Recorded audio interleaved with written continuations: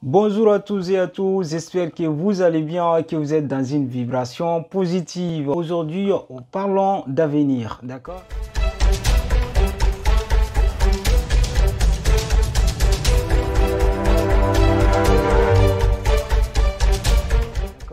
Parce que l'avenir, c'est quelque chose que tout le monde en parle, d'accord?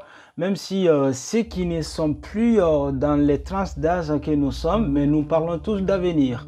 Car même si ils ou elles ne sont pas en train de préparer leur propre avenir, mais ils sont en train de préparer au moins l'avenir de leurs enfants, frères et sœurs, etc. Mais surtout, nous, on aime bien parler de l'avenir. Et j'entends souvent dire, il faut que je reprenne les études, il faut que j'écrive mon livre, etc. Il faut que je crée mon entreprise, etc. D'accord? Et les gens ont tendance à se projeter dans l'avenir, ce qui est d'ailleurs normal. C'est très bien de se projeter dans l'avenir.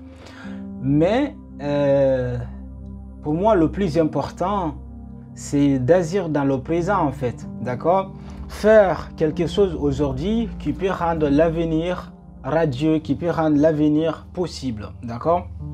Parce que c'est beau de dire j'ai un rêve, c'est beau de dire je vais reprendre les études, c'est beau de dire je vais écrire mon livre, c'est beau de dire j'ai envie de créer mon entreprise, c'est beau de dire j'ai envie de me marier, j'ai envie de fonder une famille, etc. Mais qu'est-ce que tu fais dans le concret, dans l'instant présent, d'ores et déjà, qui prouve que vraiment tu travailles ou bien tu es vraiment concentré sur l'avenir, d'accord? Parce que c'est une erreur courante que la plupart des gens commettent dans le présent. Et dans cette philosophie, qui est mieux placée pour nous en parler de l'avenir qu'Antoine de Saint-Exupéry? Alors, qui est Antoine de Saint-Exupéry? Antoine de Saint-Exupéry, c'était un aviateur, un reporter, écrivain, mais aussi un poète français, d'accord? Il a vraiment marqué son temps. Il a très bien marqué son temps d'ailleurs. Ce qui fait que plus d'un siècle ou plus après sa mort, sa sagesse continue encore à nous guider, nous la jeunesse consciente. Au moment où j'enregistre cette vidéo, on est 2022, le 15 janvier, d'accord? Alors, Antoine Saint-Exupéry, il nous a dit, je cite dans ses passages quand il dit « Pour ce qui est de l'avenir, il ne s'agit pas de le prévoir, mais de le rendre possible. » Eh bien, ceux qui ne comprennent pas ces passages diront quoi? Mais du coup, si je comprends bien, il ne faut pas prévoir l'avenir, il ne faut rien prédire, il ne faut pas dire que je vais devenir médecin dans 5 ans, il ne faut pas dire que je vais devenir un pilote dans 10 ans, il ne faut pas dire que je vais devenir un homme politique ou bien un président de la République dans 15 ans. Il ne faut pas dire non plus que je vais devenir riche, millionnaire dans 5 ans. Non, ça ne veut rien dire ça.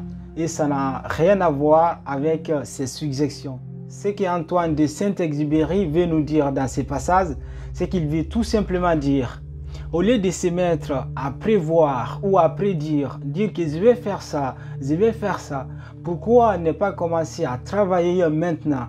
Raison pour laquelle il dit, pour ce qui est de l'avenir, il ne s'agit pas de le prévoir, mais de le rendre possible. Je crois que c'est vraiment important de souligner cette partie parce que la plupart des gens sont celles et ceux qui disent je vais changer, mais si nous regardons, mais si ces mêmes personnes regardent leur propre vie, eh bien, il ou elle se rendra compte que c'est la même vie qu'il ou elle est en train de mener dans cette nouvelle année qui est 2022, d'accord? Les personnes qui procrastinent, les personnes qui se disent je vais changer, je vais faire ça, je vais reprendre les études, je vais me marier, je vais fonder mon entreprise, etc., etc.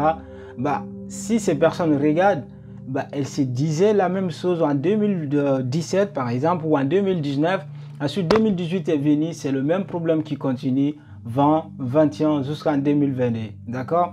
Alors, si vous vous trouvez encore dans ces cas, si vous vous trouvez encore dans ces problèmes, parce que c'est vraiment un problème de ne pas pouvoir s'en sortir dans ces décisions et bien dans ces projets. Alors, si vous sentez que vous êtes encore bloqué dans ce processus, faites cette citation de votre passage préféré.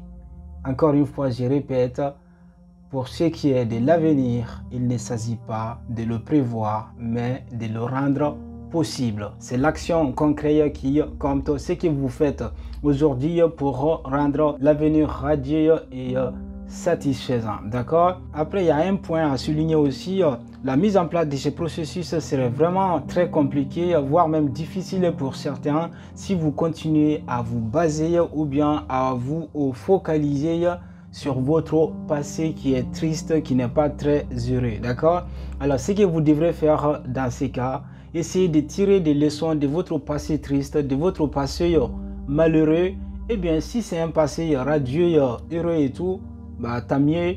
Essayez de vous en servir pour avancer. Au cas contraire, si c'est un passé triste qui vous attriste des fois, qui vous met mal à l'aise, lorsque vous y pensez, ça vous donne un petit peu mal à la tête, je vous dirais quoi? Tirez des leçons de ces passés.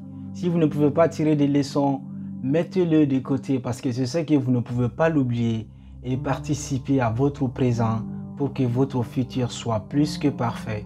Voilà les amis, essentiellement c'était tout pour aujourd'hui. Si vous n'êtes pas encore abonné à notre chaîne, nous vous invitons à vous abonner car nous publions 2 nouvelles vidéos toutes les semaines, mercredi et dimanche.